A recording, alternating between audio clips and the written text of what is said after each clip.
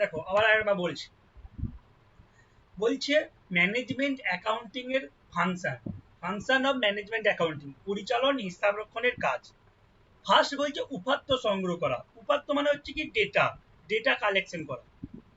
তারপরে বলছে উপাত্তকে তথ্যে রূপান্তর করা, যে ডেটাগুলো পেয়েছো সেগুলো তোমার সমস্ত জিনিসগুলো যে তোমার কাজে তা না, তা তোমার কাজের উপর উপযুক্ত করে তোলাটাকে বলছে কনভার্ট ডেটা টু ইনফরমেশন, ইনফরমেশনগুলোকে ডেটাতে কনভার্ট, সরি ডেটাগুলোকে ইনফরমেশনে কনভার্ট করা।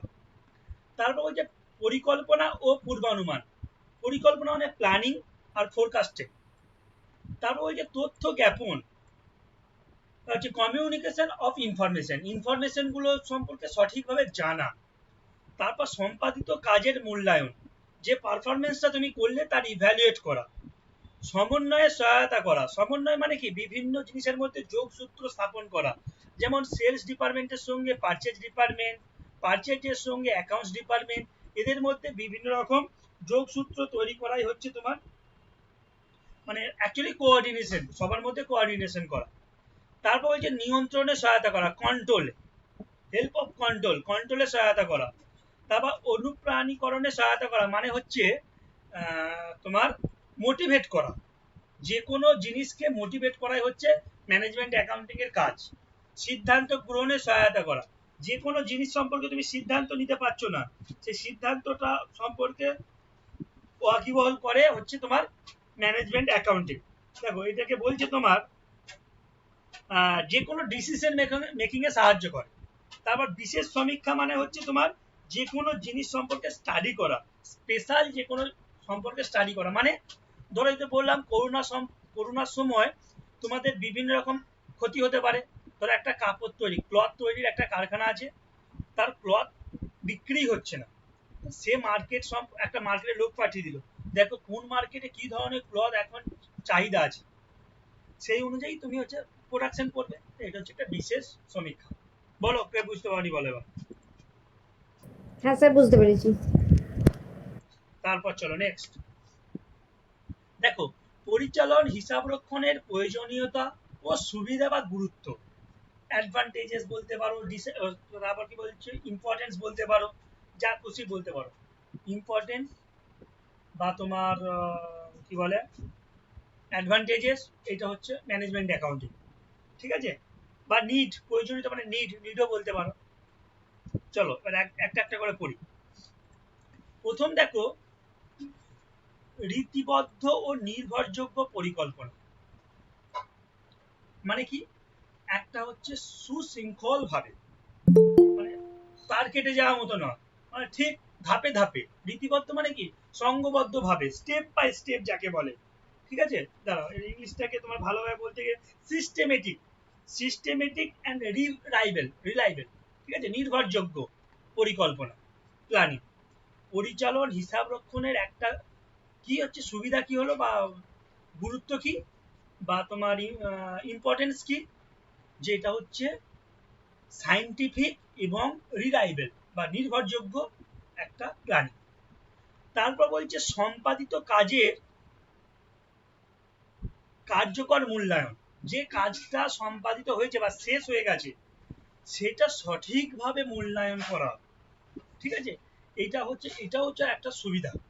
মানে ধরো তোমার প্রতিষ্ঠানে একটা কাজ কমপ্লিট হয়ে গেছে, পরিচালন হিসাব রক্ষণ কি, হিসাব রক্ষণের কাজ কি বা হিসাব নিকাশকরণের কাজ কি, ওই কাজটা যে সম্পাদিত হয়েছে সেটাকে ঠিকভাবে মূল্যায়ন করে দেখা যে কাজটা সঠিক হয়েছে, তাতেও কোনো সমস্যা হয়নি, তো যদি সমস্যা হয় কেন হয়েছে, এই জিনিস। তারপর বলছে দক্ষতার বৃদ্ধি, দক্ষতার বৃদ্ধি মানে ইমপ্রুভ করা, তোমার যে ক্যাপাবিলিটি আছে নিজের মধ্যে, কোনো একটা মানে লেবারের মধ্যে, কোনো একটা এমপ্লয়ির মধ্যে, সেইটা ক্যাপাবিলিটিকে বাড়ানো, ইমপ্রুভ করা, ঠিক আছে, সেটাকে বলছে। এটা হচ্ছে এর একটা সুবিধা। সুষ্ঠু নিয়ন্ত্রণে সাহায্য করে, মানে পরিচালন হিসাব রক্ষণে আর একটা সুবিধা হলো এটা হচ্ছে এই, যদি এইটা থাকে তাহলে সুষ্ঠুভাবে যে কোনো জিনিসকে নিয়ন্ত্রণ করা যায়। তারপর মুনাফার যোগ্যতা বৃদ্ধি, পরিচালন হিসাব রক্ষণের জন্যই প্রতিষ্ঠান মুনাফা অর্জন করতে পারে বা মুনাফাটা বৃদ্ধি করতে পারে, ঠিকঠাকভাবে কাজ করলে মুনাফা অবশ্যই বাড়বে। তারপর স্থিতিশীল সৃষ্টি, স্থিতিশীল মানে কি গো, মানে হঠাৎ করে এই কাজটা করতে করতে ওই কাজটা করব, এই কাজটা করতে করতে এই কাজটা করবো, এরকম করে না। মানে একটা সিস্টেমেটিক ভাবে যে কাজটা করছি সেটা ধীর ধীর ভাবে আস্তে আস্তে করা, স্থিতিশীলতা, স্টেবল হওয়া নিজের কাজের মধ্যে, সেটা হচ্ছে পরিচালন হিসাব রক্ষণের জন্যই সম্ভব। ভবিষ্যৎদর্শী, মানে পরিচালন হিসাব রক্ষণ একটা বড় সুবিধা হলো এটা সবসময় ভবিষ্যৎ দেখায়, একদম ফিউচারের দিকে দেখায় যে তোমার ফিউচার কি হতে পারে, সেটা হচ্ছে পরিচালন হিসাব রক্ষণই বলতে পারে একমাত্র। অপচয় হ্রাস, মানে যে কোনো জিনিসে যাতে ডেপ্রিসিয়েশন কম হয় সেটা হচ্ছে পরিচালন হিসাব রক্ষণ দেখে। উন্নত খরিদ্দার পরিষেবা, উন্নত খরিদ্দার পরিষেবা মানে কি, যে খরিদ্দারগুলো আছে তাদেরকে ঠিকঠাক ভাবে সার্ভিস দেওয়া, পরিষেবা মানে কি সার্ভিস দেওয়া, খরিদ্দারকে উন্নত মানের সার্ভিস দেওয়া, ঠিক আছে, ভালোভাবে সার্ভিস দেওয়া, সেটাই হচ্ছে পরিচালন হিসাব রক্ষণের কাজ। যদি খরিদ্দারকে ঠিকঠাক সার্ভিস দিতে না পারো, সেই খরিদ্দার বা কাস্টমারটা পরে তোমার মাল আর কিনবে না। ধরো তুমি একটা মোবাইল কিনেছো, সেই মোবাইলে যদি সার্ভিস সেন্টার ভালো হয়, ইলেকট্রনিক্সের জিনিস খারাপ হতেই পারে, সার্ভিস সেন্টার ভালো হলে তুমি বলবে না কোম্পানিটা ভালো, ঠিকঠাক সার্ভিস দিয়ে। কিন্তু যদি সার্ভিস না দেয় ঠিকঠাক, বলে মালটা রেখে যান, দেখবো 1 মাস 2 মাস হয়ে যাচ্ছে, তোমার কোনো পাত্তা দিচ্ছে না, তুমি গেলে তোমার সঙ্গে ঝগড়া করছে, তাহলে সেরকম কোম্পানির মাল তুমি আর জীবনে কিনবে না। তারপর উন্নত ব্যবস্থাপনা কর্মী সম্পর্ক, যে ব্যবস্থাপনা আছে এবং যে কর্মী আছে, মানে ম্যানেজমেন্ট এবং এমপ্লয়ি, এদের মধ্যে উন্নত মানের সম্পর্ক তৈরি করে একটা, ঠিক আছে, এদের মধ্যে সম্পর্কটাকে স্থাপন করে, এটা হচ্ছে এর একটা সুবিধা। বলো কে বুঝতে পারনি, বলো বলো, রিপ্লাই করো, নাহলে বুঝতে পারবো না আমি। বুঝতে পেরেছি। সবাই বুঝতে পেরেছো? ঠিক আছে। হ্যাঁ স্যার। কতজন আছো? 28 জন। ওকে, দাঁড়াও একটা ছবি তুলে নি।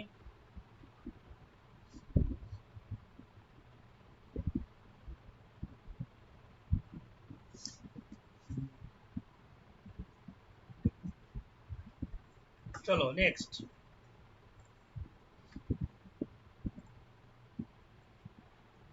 তারপর কি বলছে দেখো, সুবিধা হলো, এবার অসুবিধাগুলো ভালো করে দেখো। বলছে ম্যানেজমেন্ট অ্যাকাউন্টিং এর ডিসঅ্যাডভান্টেজেস বা লিমিটেশন বা অসুবিধা। বলছে সংগৃহীত মূল যে উপাত্ত বা ডেটাগুলো আছে তার সীমাবদ্ধতা। ধরো তুমি যে ডেটাগুলোকে নিয়ে কাজ করছো, যে তথ্য নিয়ে তুমি কাজ করেছো, মানে পরিচালনা করছো, সেই তথ্যগুলো যে সবসময় সঠিক হবে তার কোনো গ্যারান্টি আছে? গ্যারান্টি নেই।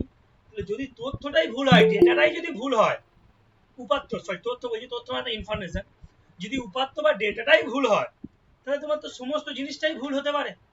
ধরো তুমি বলছো একটা সার্ভে করলে, সার্ভে করে দেখলে যে করোনার সময়ে তোমার মুখের মাস্কটা সবচেয়ে বেশি বিক্রি হচ্ছে, তুমি সেই অনুযায়ী প্রচুর প্রোডাকশন করলে, দুদিন পরেই দেখা যাচ্ছে যে বললো মাস্ক পরলে শ্বাস নিতে কষ্ট হচ্ছে, দিয়ে তোমার মাস্ক ব্যবহার করা বন্ধ, তাহলে কি হলো, তোমার কোম্পানি ফুটে গেল, যে অত টাকা ইনভেস্ট করলে সব গেল জলে।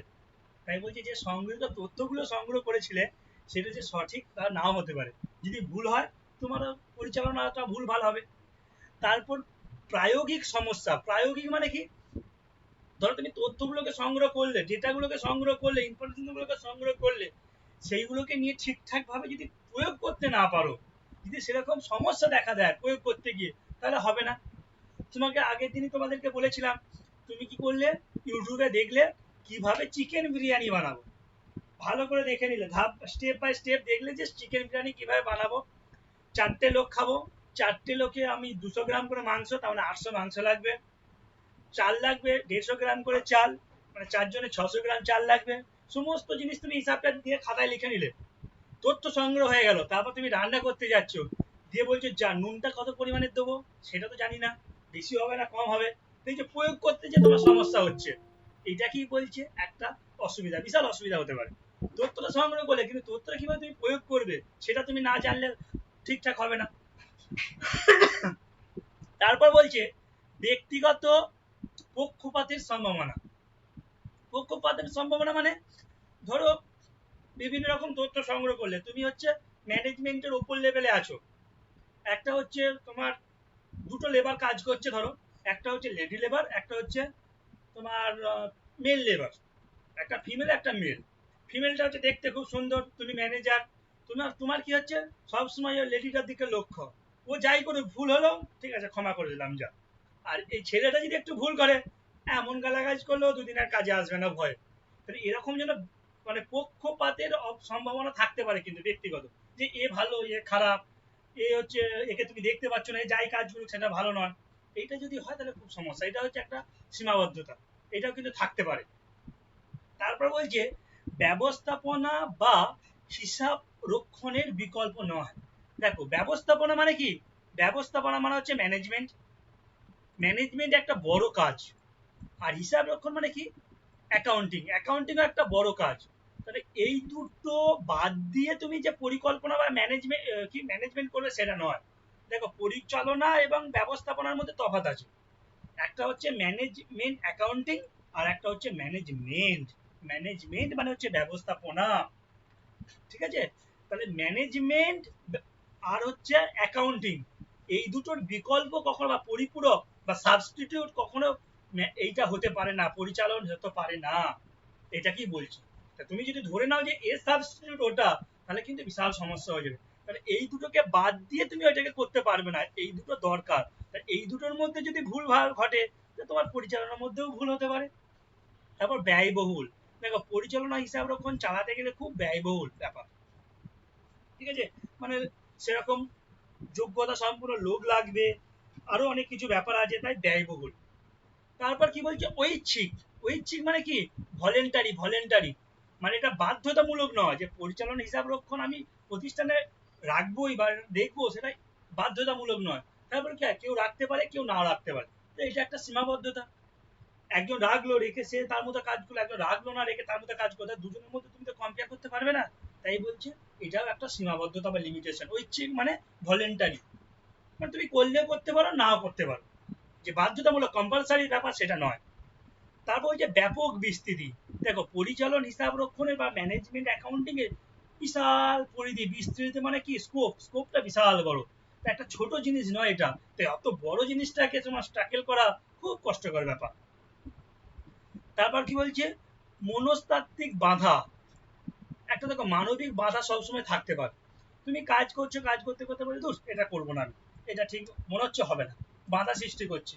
কিন্তু ওটা যদি তুমি করতে ভালো হতো, হতো, কিন্তু তুমি করতে চাইছো না, তার মানে যে মনটাকে বাধা দিতে পারে। বাধা দিলে কি হবে, পরিচালক যদি মনে করে যে না এটা ভালো নয়, তাহলে সে সিদ্ধান্ত নিতে পারে। এই ধরনের সমস্যা একটা থাকতে পারে। যখন তুমি কাজ করছো তোমার সম্পূর্ণ তুমি যেটা ভাবছো সেটার উপর তোমার কাজ হয়, তা তোমার ভাবনাটা সবসময় যে সঠিক হবে তাও নাও হতে পারে। তারপর অনুভূতি নির্ভর সিদ্ধান্ত গ্রহণ, দেখে এটা সবসময় হচ্ছে অনুভূতি, যে সিদ্ধান্ত পরিচালনা মানে কি তুমি আগে থেকে এই যে ফোরকাস্টিং বলছি, পূর্বানুমান বলছি, তারপর প্ল্যানিং বলছি, এগুলো সব আগে থেকে কাজ হয়। আগে থেকে যখন তুমি কাজটা করছো সেটা সবসময় তো তোমার অনুভূতির ব্যাপার। তাহলে এই অনুভূতিটা সবসময় সঠিক নাও হতে পারে, সঠিক না হলে তোমার ভুলভাল সিদ্ধান্ত নেওয়া হয়ে যেতে পারে। তারপর অনার্থিক তথ্যের উপযুক্ত সরবরাহ, মানে দেখো আর্থিক তথ্যগুলো তুমি পাও, কিন্তু আর্থিক ছাড়াও তো অনেক তথ্য আছে। একটা হচ্ছে ফিনান্সিয়াল তথ্য ইনফরমেশন, আর একটা হচ্ছে non financial information. Non financial information গুলো যদি তুমি সঠিক তথ্য না পাও, তাহলে তোমার সিদ্ধান্ত সঠিক হবে না।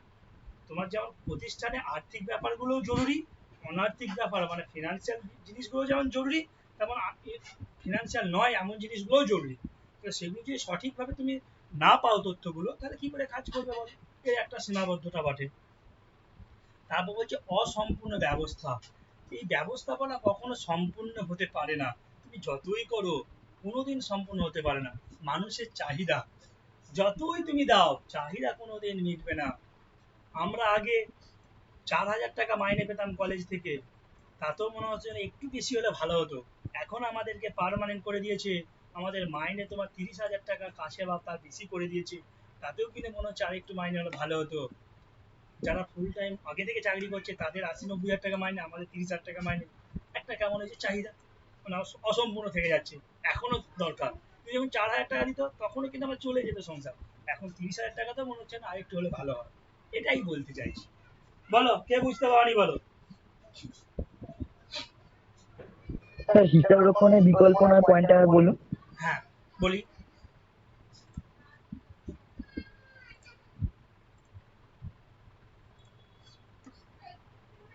দেখো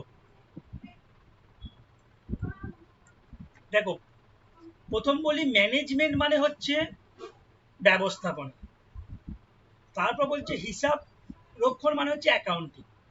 তাহলে ব্যবস্থা, ম্যানেজমেন্ট এবং অ্যাকাউন্টিং এই দুটো বাদ দিয়ে তুমি পরিচালনা করতে পারবে না। তাই বলছে এই দুটো বিকল্প মানে কি পরিপূরক। দেখো, তুমি চা খেলে কফি না খেলেও চলে যাবে, তার মানে এইগুলো হচ্ছে বিকল্প। চা না খেয়ে তুমি কফি খেতে পারো। এখানে বলছে এটা বিকল্প নয় যে তুমি এই দুটো না করে এইটা করবে, সেটা করলে কিন্তু হবে না, কারণ এই দুটোকেও, এইগুলোকেও করতে হবে প্লাস এটাকেও করতে হবে। এখানে যদি কোনোদিন ভুল হয়ে যায় তাহলে এখানেও ভুল হতে পারে, এটাই বলতে চেয়েছি। স্যার বলছি উপাত্তের সীমাবদ্ধতা আর প্রয়োগের সমস্যাটা দুটো পয়েন্টটা বলে দিন। কোনটা কোনটা বলো। স্যার ওই উপাত্তের সীমাবদ্ধতা প্রথমেই আর প্রয়োগের সমস্যা এই দুটো পয়েন্ট মানে ও একটু ডিসকাস হ্যাঁ করে দিলে হ্যাঁ ভালো হ্যাঁ হয়। হ্যাঁ। দেখো, তুমি যে তথ্য বা যে উপাত্ত মানে কি ডেটা, যে ডেটাগুলো সংগ্রহ করেছো তোমার ব্যবসা সংক্রান্ত, সেগুলো যদি সঠিক হয় তবে তোমার কাজটা ঠিক হবে। কিন্তু সবসময় কি সঠিক তথ্য পাওয়া যায়? বলো, সঠিক তথ্য কি সবসময় তুমি পাবে? আমাকে রিপ্লাই করো। হ্যাঁ স্যার।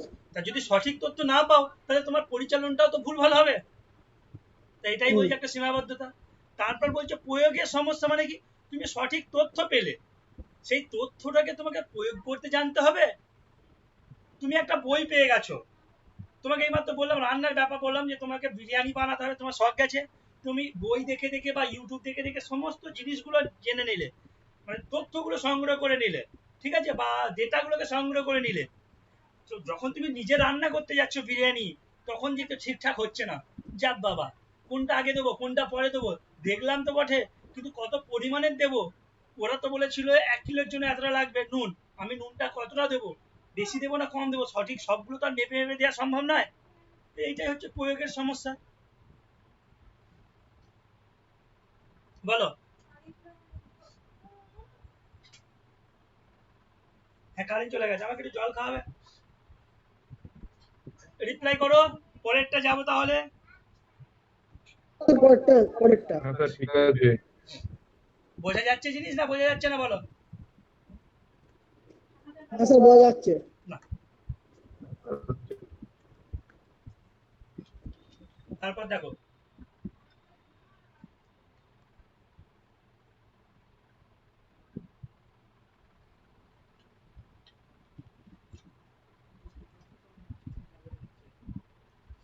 তারপর দেখো, এটাকে বলছে টেকনিক। প্রয়োগ কৌশল মানে কি টেকনিক, মানে তুমি যে যে হিসাব পরিচালনা, হিসাব রক্ষণ করবে বা ম্যানেজমেন্ট অ্যাকাউন্টিং এর কাজগুলো করবে, তাহলে কি কি প্রয়োগ করবে, কি কি প্রয়োগের মাধ্যমে তুমি এটাকে করতে পারবে। তোমরা কিন্তু কম বেশি সবাই জানো এই সম্পর্কে, তাহলে তোমরা কস্টিং পড়েছো, কস্টিং এ এই জিনিসগুলো সব ছিল। প্রথম দেখো বলছে কি আর্থিক বিবরণী বিশ্লেষণ। আর্থিক বিবরণী বিশ্লেষণ মানে কি বলো, কে জানো বলো আর্থিক বিবরণী বিশ্লেষণ।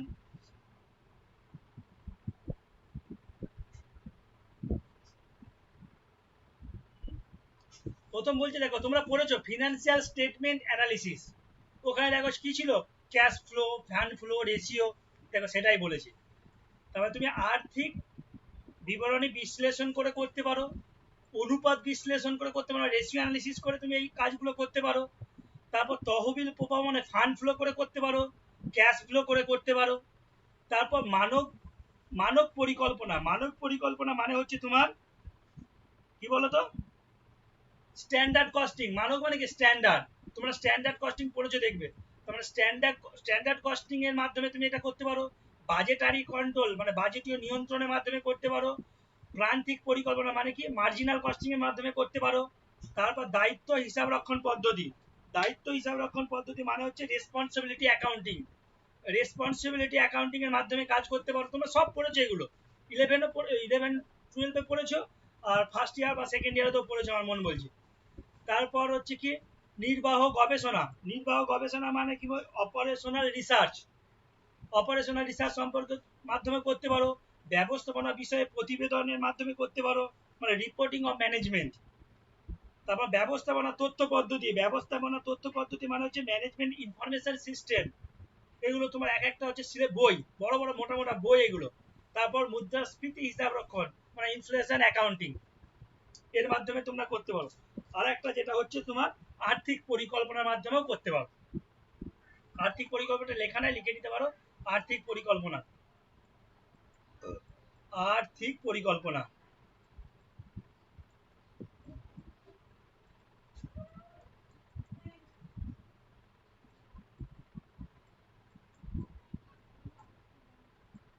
বলো, কে বুঝতে পারোনি বলো? এটা একদম সোজা জিনিস, এগুলো সবাই তোমরা জানো কোনটা কি, আমি শুধু তোমাদের পয়েন্টগুলো বলে দিলাম। এবার তোমরা কি করবে, বিভিন্ন জায়গা থেকে যাদের বই আছে বই দেখে এই নোটসগুলোকে রেডি করবে। আমি তো এইগুলো দিয়ে দিচ্ছি পয়েন্টগুলো, এইগুলো দেখে বা নিজেরা নিজের ভাষায় লিখতে পারো। আমি তোমাদেরকে যখন অ্যাসাইনমেন্ট দেবো এই ধরনের বড় বড় কোশ্চেন লিখতে দেবো, লিখে তোমরা জমা দেবে। মুদ্রাস্ফীতি হিসাব রক্ষণটা বলে দিন। মুদ্রাস্ফীতি মানে কি? মুদ্রাস্ফীতি মানে জিনিস, যখন জিনিসপত্রের দাম হু করে বেড়ে যায় তখন তাকে বলা হয় মুদ্রাস্ফীতি। যেমন এখন এই করোনার সময় দেখবে সব জিনিসের দাম বেড়ে গেছে। যে ল্যাপটপটা 30,000 টাকায় পাওয়া যেত সেটা এখন 40,000 টাকা দাম। যে আলুটা তোমার হচ্ছে 20 টাকা কিলো ছিল এখন দেখো 30 টাকা 40 টাকা কিলো। সব জিনিসের দাম বেড়ে গেছে কিন্তু মানুষের হাতে পয়সাও কম এখন। এইটাকে বলছে মুদ্রাস্ফীতি। মানে এইটা কেন হচ্ছে এই সংক্রান্ত একটা বড় বই আছে, এত মোটা বই, সেই সম্পর্কে পড়াশোনা করাটাকে, সেইটা পড়লে পড়ে সেই প্রয়োগ করাটাকে বলছে, মানে এটাও একটা কৌশল। বলো আর কে কার জিজ্ঞাসা আছে বলো, তাড়াতাড়ি বলো জিজ্ঞাসা থাকলে।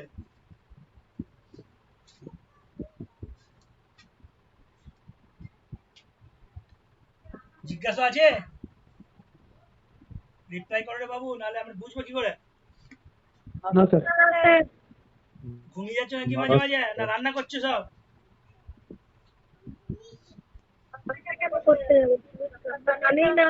রান্না জানোই না? ওই ইউটিউব থেকে শিখে নেবে। হ্যাঁ স্যার আমি জানি। ঠিক আছে, একদিন রান্না করে নিয়ে আসবে, কলেজ খুলুক খাবো। হ্যাঁ স্যার ঠিক আছে একদম। ঠিক আছে, খেতে পারবেন কিনা সেটা সন্দেহ আছে, ঠিক আছে? হ্যাঁ খাওয়া যাবে না। ওই মুন, আমি যখন ক্লাস 4 পড়ি তখন থেকে আমি রান্না করতে জানি। এই তো স্যার আমাদের রাঁধুনিটা রয়েছে, আবার আমরা একটু ঠিক আছে, করতে তাহলে পারি। ফিস্টি করলে রাঁধুনি ভাড়া করতে হবে না। হ্যাঁ, ঠিক আছে, চলো নেক্সট।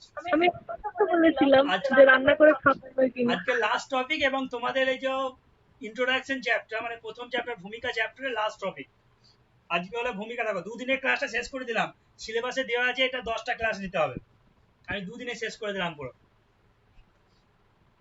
দেখো বলছে পরিচালন হিসাব রক্ষণের ভূমিকা বা কাজ কি, এটা রক্ষকের মানে কি বলতো, অ্যাকাউন্টেন্ট, ম্যানেজমেন্ট অ্যাকাউন্টেন্টের কাজ, মানে যে হিসাব রাখে তার কি কি কাজ থাকবে, তার ভূমিকাটা কি হবে, রোল কি হবে, রোল বা ফাংশন, এটা হচ্ছে কোশ্চেন। প্রথম দেখো দুটো বলছে এটাকে, একটা হচ্ছে নিয়ন্ত্রক হিসাবে আর একটা হচ্ছে পরামর্শদাতা হিসাবে। নিয়ন্ত্রক মানে কি, যখন যে নিয়ন্ত্রণ করবে, লোকটা যখন তোমাকে নিয়ন্ত্রণ করবে তখন তার ভূমিকা হচ্ছে নিয়ন্ত্রক। আর যখন সে তোমাকে কোনো কিছু ব্যাপারে পরামর্শ দেবে তখন হচ্ছে কি, পরামর্শদাতা হিসাবে। ঠিক আছে, নিয়ন্ত্রক আর পরামর্শদাতা বোঝা গেছে। প্রথম নিয়ন্ত্রক মানে কি বলছে কন্ট্রোলার, যখন কন্ট্রোলার হিসেবে কাজ করবে। আর পরামর্শদাতা হিসেবে মানে কি, যখন তোমাকে অ্যাডভাইস দেবে, যে কোনো সম্পর্কে অ্যাডভাইস দেবে।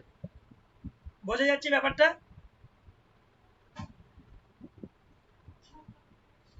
দেখো এটা একটা ভালো, কিভাবে বুঝবে, যখন কেউ প্রেম করে যখন ওই যে দুজনের মধ্যে সম্পর্ক কি থাকে জানো তো, এই যে পরামর্শদাতা হিসাবে, এ বলবে এই কাজটা করো না বাবু, এ বলবে এই কাজটা করো না বাবু, পরামর্শ দেবে।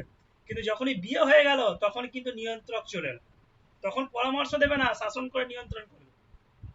বিয়ের আগে করলে তো পালাবে। বোঝা গেছে? নিয়ন্ত্রক আর পরামর্শদাতা বোঝা গেছে? চলো পল্লব এই এক্সাম্পল গুলো একটু বেশি বুঝিস না। হ্যাঁ ও ভালো বোঝে।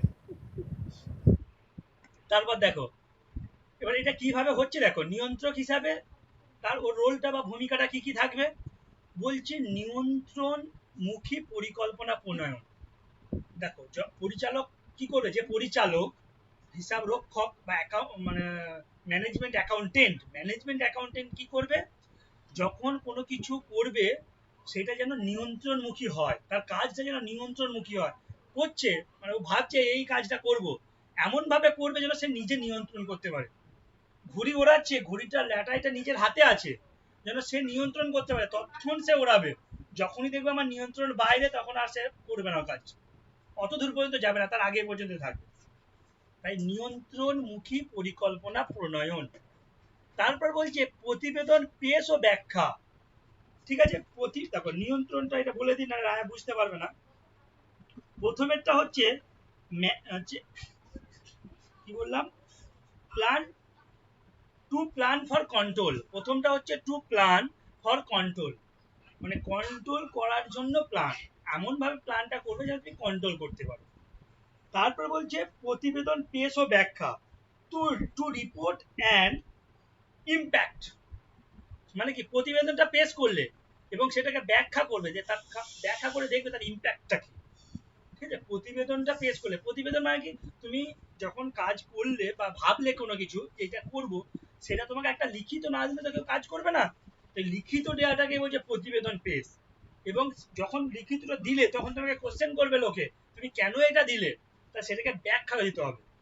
তো সেটা কি বলছে, নিয়ম প্রতিবেদন পেশ এবং তার ব্যাখ্যা, এটা হচ্ছে নিয়ন্ত্রণ সংক্রান্ত কাজ। তারপর যে মূল্যায়ন এবং পরামর্শ, যে প্রতিবেদনটা তুমি দিলে সেটাকে তুমি যখন ব্যাখ্যা করে মূল্যায়ন করলে, যে সবাই মিলে ধরো বসে মূল্যায়ন করলে, হ্যাঁ ব্যাখ্যা দেখে বললো না ঠিক আছে এটা ঠিকঠাক হলো, যখনই হলো তখন সেটাকে বললো ঠিক আছে কাজটা করো, পরামর্শ দিতে পারে। অথবা যদি ভুল থাকে সেটাকে সংশোধন করার জন্য বলো ঠিক আছে এটা পরামর্শ, এই ব্যাপার। তারপর কর নীতি পরিকল্পনা। কর মানে কি, ট্যাক্স সংক্রান্ত, ট্যাক্স প্রিন্সিপাল অফ ট্যাক্স, এইটার পরিকল্পনা করা, ট্যাক্স সংক্রান্ত জিনিসগুলো পরিকল্পনা করা। আগে তোমাদের নয় ফার্স্ট ইয়ার পড়াছিলাম, ট্যাক্স পরিকল্পনা মানে কি, কিভাবে ট্যাক্স কমাতে পারবে, কিভাবে পরিকল্পনা করলে ট্যাক্সটা কম হয়, এইটা কি কি নীতি অবলম্বন করবে ট্যাক্স সংক্রান্ত জিনিস, এগুলো। সরকারের কাছে প্রতিবেদন পেশ। দেখো নিয়ন্ত্রণ মানে কি, সরকার কাছে যখন তুমি প্রতিবেদনটা পেশ করবে না, সরকার খুশি হলে নিয়ন্ত্রণ হতে পারে। মানে সরকার যদি খুশি হয়, তোমার প্রতিষ্ঠান কিন্তু সবসময় ঠিকঠাক থাকে। সরকারকে যদি খুশি করতে না পারো তাহলে হবে না। ঘরের বউকে যদি খুশি করা যায়, দেখবে সবসময় শান্তি থাকবে। খুশি না করতে পারলে ব্যাস, না খেয়ে করে যেতে হবে। তারপর কি বলছে, সম্পত্তির সুরক্ষা, এটাও একটা নিয়ন্ত্রণ। যে সমস্ত সম্পত্তিগুলো আছে সেইগুলোকে ঠিকঠাক রক্ষা করাটা হচ্ছে একটা নিয়ন্ত্রকের কাজ। তারপর অর্থনৈতিক সমীক্ষা। অর্থনৈতিক সমীক্ষা মানে কি, পরীক্ষা করে দেখা কোথা থেকে তুমি বা একটা সমীক্ষা করে দেখা কোথা থেকে টাকা সংগ্রহ করলে সবচেয়ে কম খরচায় তুমি টাকা পাবে। ব্যাংক থেকে টাকা নেবো না মার্কেট থেকে লোকের কাছে ধার নেবো, ব্যাংক থেকে টাকা নিলে কিভাবে লোন নেবো, সোনা বন্ধক রেখে লোন নেবো, ঘর বন্ধক রেখে লোন নেবো, না অন্য কিছু নেবো, সমীক্ষা করে দেখা। এই পড়াটা হয়ে যাক, তারপর তোমাদেরকে একটা জিনিস আমি পড়াবো। বলো এই নিয়ন্ত্রক হিসাব রক্ষক মানে হিসাবে অ্যাকাউন্টেন্টের ভূমিকাটা কি বুঝতে পারোনি বলো। ম্যানেজমেন্ট অ্যাকাউন্টেন্টের ভূমিকা নিয়ন্ত্রক হিসাবে কে বুঝতে পারোনি বলো। স্যার একটু বলে দেন প্রথম থেকে। আবার প্রথম থেকে বলবো, দেরি করলে নাকি আসতে? হ্যাঁ স্যার, বেরিয়ে গেছিলাম একবার। ঠিক আছে, দেখো প্রথম বলছে যে তুমি যখন একটা হিসাব রক্ষক, তো তুমি একটা লোক মানুষ, তোমার ভূমিকাটা কি থাকবে। পয়েন্টটা কি বলছে, নিয়ন্ত্রক হিসাবে, মানে কন্ট্রোল করবে, সেরকম তুমি কাজকর্ম করবে। সেরকম প্রথম কাজ কি বলছি, যখন পরিকল্পনা করবে না, সেই পরিকল্পনা যেন তোমার নিয়ন্ত্রণে থাকে, তোমার নিয়ন্ত্রণে বাইরে যেন না যায় পরিকল্পনাটা, 1 নম্বর।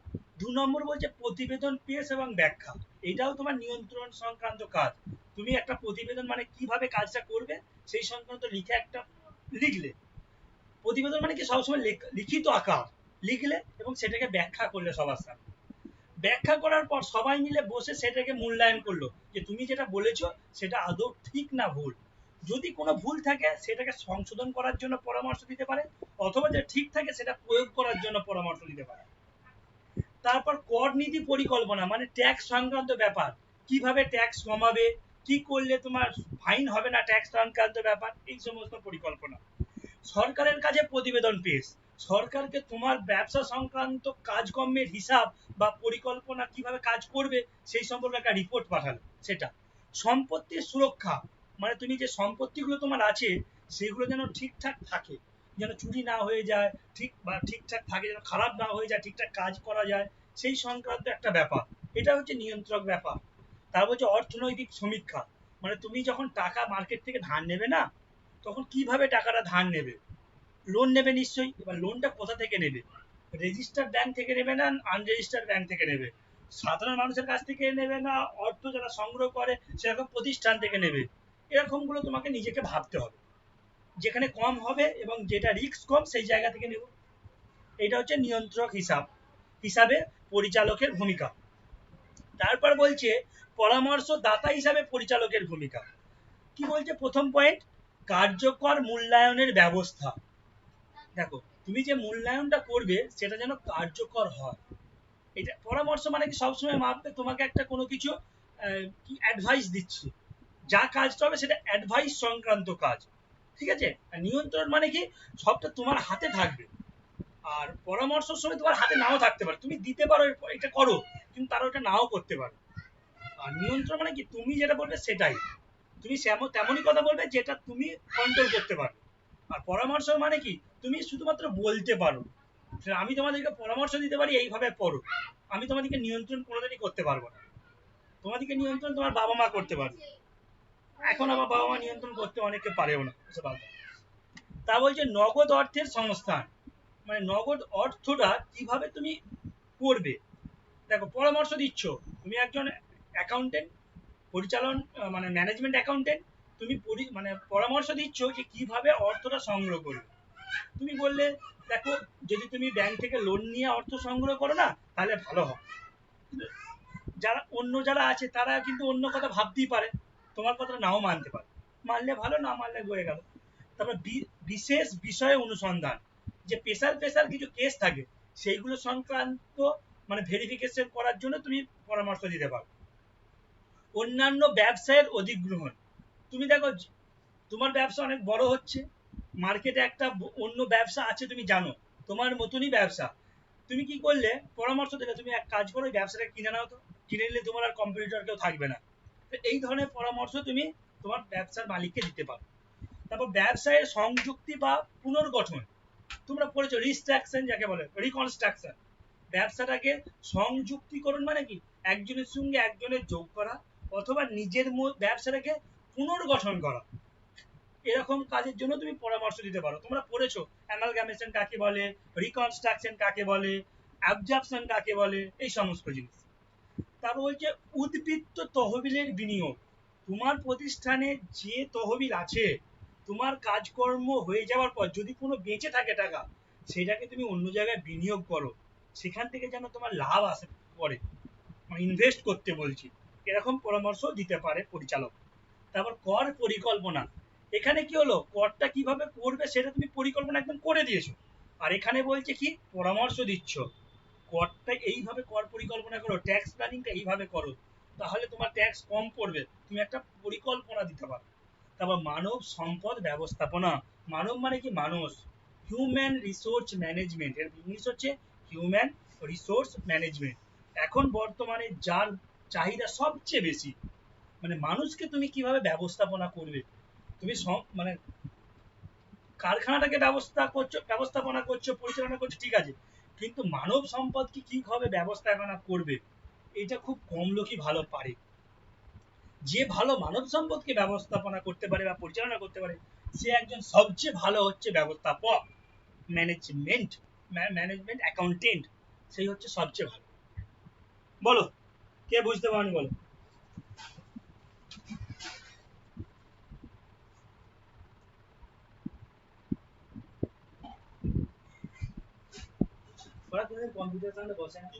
তিন নম্বর পয়েন্টটা বলে দিন স্যার। বিশেষ বিষয়ে অনুসন্ধান, বিশেষ বিষয়ে অনুসন্ধান মানে কি ধরো কোনো স্পেশাল কেস ঘটে গেল, এই যেমন এখন করোনাটা এটা একটা বিশেষ ঘটনা, এটা একটা ব্যবসা সাধারণ ঘটনা নয়। তো এই টাইমে তোমার ধরো কি কি বলবো মদের দোকান, মদের ব্যবসা, তো এই যে করোনা হলো মানুষের হাতে পয়সা নাই সবাই ঘরে বসে আছে, তুমি অনুসন্ধান করে দেখবে কোন মদটা মার্কেটে বেশি চলবে এখন, কম দামিটা না বেশি দামিটা, এই একটা অনুসন্ধান করছো, বিশেষ বিষয় অনুসন্ধান, এটা কি বলছে দেখো বলো। ঠিক আছে বলো আর কার সমস্যা আছে বলো। উদ্বৃত্ত তহবিলের বিনিয়োগ, না স্যার ঠিক আছে। উদ্বৃত্ত তহবিলের বিনিয়োগ, উদ্বৃত্ত তহবিল মানে কি বললাম, তোমার বাড়ি ধরো তুমি 10,000 টাকা রোজগার করো, সংসার খরচ হাত খরচা সমস্ত করে তোমার 8,000 টাকা খরচা হয়ে যায়, তা থাকে 2,000 টাকা। এই 2,000 টাকাটাকে বলছে উদ্বৃত্ত। এই উদ্বৃত্তটাকে তুমি বিনিয়োগ করো কোনো একটা জায়গায়, ঘরে রেখে দিলে কি হবে, তোমার সেটা তো বাচ্চা পারবে না, বড় হবে না, কিন্তু তুমি কোনো একটা জায়গায় বিনিয়োগ যদি করো যেখান থেকে তুমি ইন্টারেস্ট পাবে, তাহলে কি হবে, তোমার টাকাটা কিছুদিন পর ওই উদ্বৃত্তটা আরো বেড়ে বেশি টাকায় পরিণত হবে। এটাই বলছি।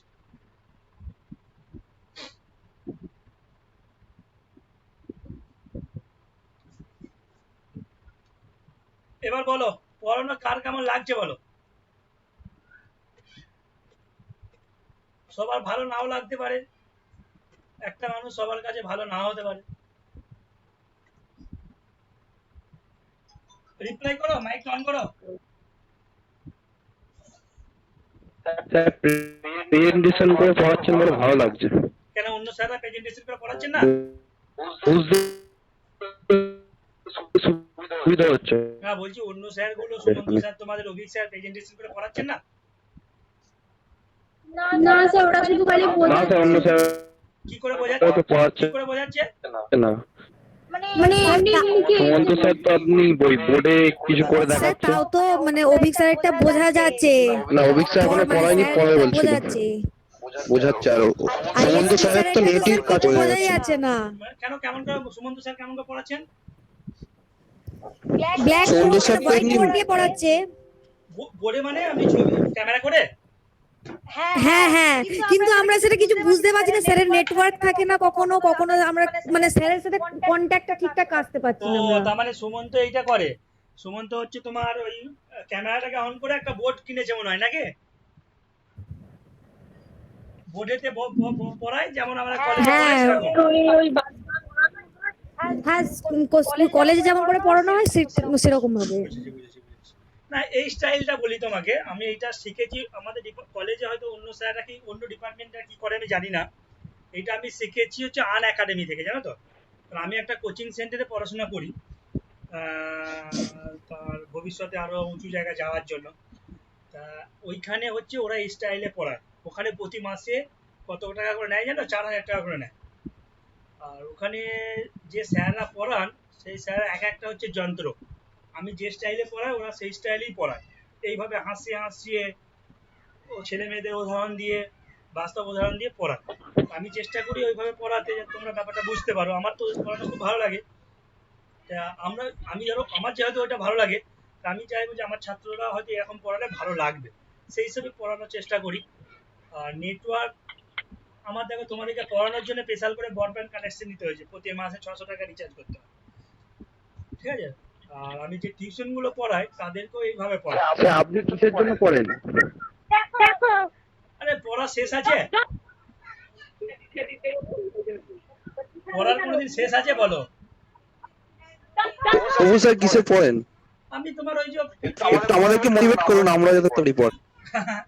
না আমি পড়ি বলতে, দেখো আমি শুধু শেখার জন্য, যখন বাস্তবে এখন বই সেরকম ভালো বই পাওয়া যায় না।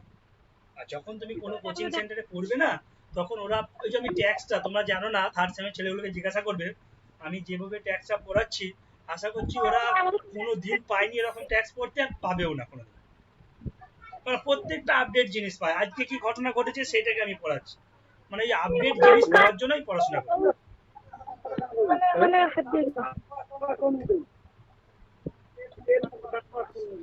এই দেখো একটা জিনিস দেখে নাও তোমরা, তারপর আমি ছেড়ে দেবো। দেখো তোমার ম্যানেজমেন্ট। স্যার একটা ইন্টারাপ্ট করছি স্যার, বলছি স্যার রোল নাম্বারটা কিসে দেবো? আজকে গুগল শিট পাঠাবেন না এমনি এতেই দেবো মেসেজ বক্সে? স্যাররা গুগল শিট পাঠাচ্ছেন না? হ্যাঁ 2 দিন হলো স্যার পাঠাচ্ছে, ঠিক আছে, আমি এখন এই 1 দিন হলো সরি। গুগল শিটটা তৈরি করিনি তো। আমি তোমাদের ধরো তোমরা কে কজন 28 জন 29 জন আমার পেজেন্ট থাকছো, আমি তোমাদের সবাইকে চিনে গেছি, পেজেন্ট নিয়ে অসুবিধা তোমাদের নেই। যখন চাইবে আমি নিজে মন থেকে তোমাদের পেজেন্ট দিয়ে দেবো। তোমরা ক্লাস করো, পেজেন্ট নিয়ে ভয় খেও না, তোমাদেরকে মেসেজও করতে হবে না, তোমরা ক্লাসটা মন দিয়ে করো, পেজেন্টের দায়িত্ব আমার। বোঝা গেছে? কেউ পেজেন্ট নিয়ে মাথা ঘামাবে না। আচ্ছা স্যার, স্যার বলছি স্যার, বলো। বলছি স্যার আপনি কিভাবে এটা পড়াচ্ছেন, কিভাবে স্ক্রিনের এটা করছেন? ল্যাপটপে